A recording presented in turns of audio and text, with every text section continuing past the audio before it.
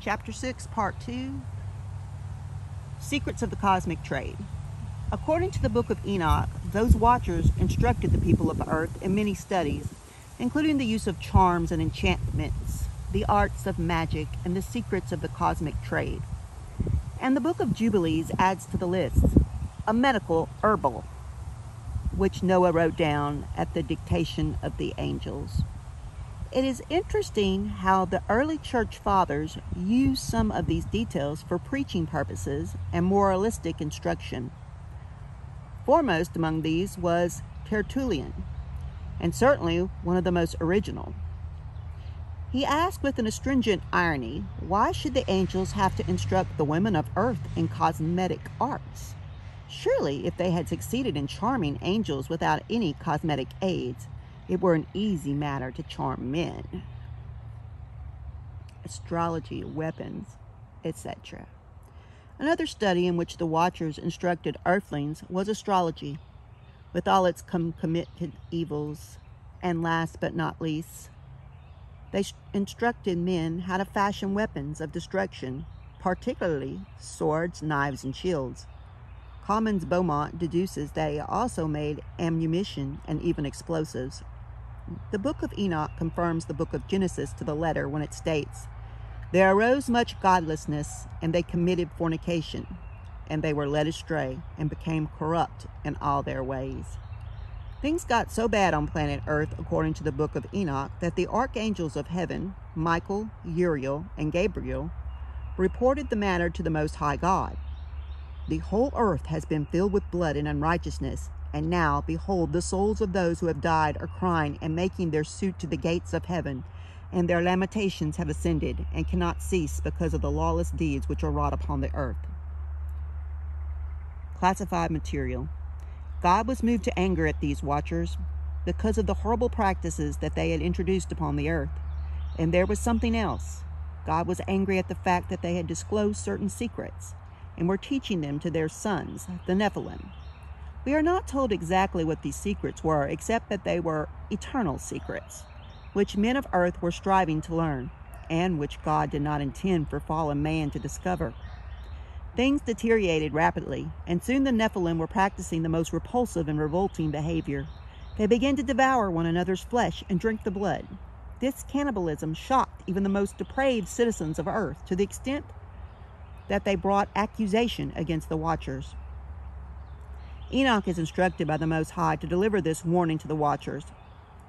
"Enoch, thou scribe of righteousness, go declare to the watchers of heaven, who have left the high heaven, the holy eternal place, and have defiled themselves with women, and have done as the children of earth do, and have taken unto themselves wives. Ye have wrought great destruction on earth, and ye shall have no peace nor forgiveness of sin." These same watchers in turn approached Enoch to mediate on their behalf and to write out a petition in their favor. God, however, rejects the petition, and Enoch is summoned to speak to the watchers again. "Go, say to the watchers of heaven, who have sent thee to intercede for them, ye should intercede for men and not men for you. Wherefore have ye left high, holy, and eternal heaven, and lain with women, and defiled yourselves with the daughters of men, and taken wives unto yourselves, and done like the children of earth, begotten giants as sons. And although ye were holy, spiritual living, and eternal life, you have defiled yourselves with the blood of women, and have begotten children with the blood of flesh, have lusted after flesh and blood, as those who do die and perish. And as for the giants, or Nephilim, produced by them, the giants who are produced from the spirits and flesh shall be called evil spirits upon the earth. Evil spirits have proceeded from their bodies, because they are born from men and from holy watchers, is their beginning and primal origin. And the spirits of the giants afflict, oppress, attack, do battle, and work destruction upon the earth. And these spirits shall rise up against the children of men and against the women, because they have proceeded from them. This shall they destroy until the day of consummation, the great judgment in which the age shall be consummated over the watchers and the godless. Yea, shall be wholly consummated. And now, as to the watchers, say to them, therefore, ye have no peace." Such was the message given to Enoch, who transmitted it to the watchers and their progeny on earth. The next question is, How was this information preserved for us? How did the succeeding generation learn these facts? The book of Enoch supplies the answer. And now, my son Methuselah, I tell thee everything and write it down for thee. I have revealed everything to thee and handed thee the books, which have to do with ants. They don't have to do with ants, but ants are biting, trying to get me. Okay, focus here. All right, Methuselah, write down everything. I have revealed everything to you and handed you the books which have to do with all these things. My son Methuselah, preserve the books that come from thy father's hand and hand them on to the coming generations of the world. Enoch was also given a message to deliver to Noah, telling him that the whole earth was to be destroyed. He was also to instruct Noah in the way of escape, so that his seed be preserved for all generations. Unquestionably, the book of Enoch confirms the biblical record that the earth was defiled and polluted by the incursion of extraterrestrial beings, and particularly by their shameful behavior with the daughters of men. And as in the book of Genesis, so in the book of Enoch, God is incensed with the sexual coupling between celestial and terrestrial beings and begins to move in an act of terrible judgment. Oh, I'm getting 8 by big scary ants, random ones. And the Lord said, I will destroy man whom I have created from the face of the earth. The sons of Jared. Other books, like the book of Jubilees, add a few more details to this awesome story. It reveals the date when those heavenly watchers descended to earth. 461 Annus Mundi, a date which Bishop Ussher would interpret to be as 3543 BC. It also notes that these watchers were specifically associated with Jared, the 5th in line from Adam. Interestingly, there is an American organization called the Sons of Jared. Their publication is called the Jared Advocate. The aim of this group, as far as one is able to understand it, is to declare war on all the descendants of the Watchers, including notorious kings and dictators who have tyrannicized mankind, a sort of celestial mafia. Regarding this association with Jared, the book of Jubilees tells us, and in the 2nd week of the 10th Jubilee of Mahalalel, took unto him a wife, Dinah, the daughter of Barachel, the daughter of his brother's brother.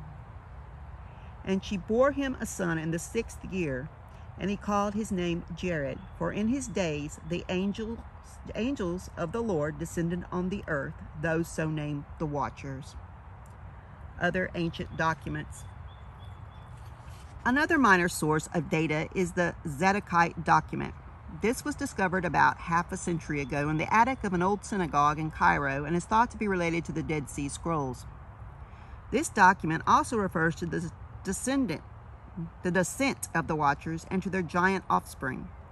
Because they walked in the stubbornness of their heart, the Watchers of heaven fell, yea, they were caught thereby, because they kept not the commandments of God. So too their sons, whose bodies were as mountains, they also fell. The Apocalypse of Baruch is another ancient document which confirms the story of the fallen angels. Written in Syriac, it adds this new concept to the story of the fallen angels, that the source of the uncontrolled behavior of both spirit beings and rebellious man. But the mythologies of Greece and Rome are not the only ones that relate such strange events. Eric von Daniken has supplied us with a wealth of samples from around the world. We admit that his speculative outbursts frequently outmatch his theological soundness. Nevertheless, we are indebted to him for bringing to our attention many incontrovertible facts, which others have left buried and undisturbed. Hey, buddy boy. That's my grand dog coming to see me. Ancient Sumerian records tell of gods descending from the stars and fertilizing their ancestors. This interbreeding of gods from heaven and women from earth is supposed to have produced the first men upon the earth.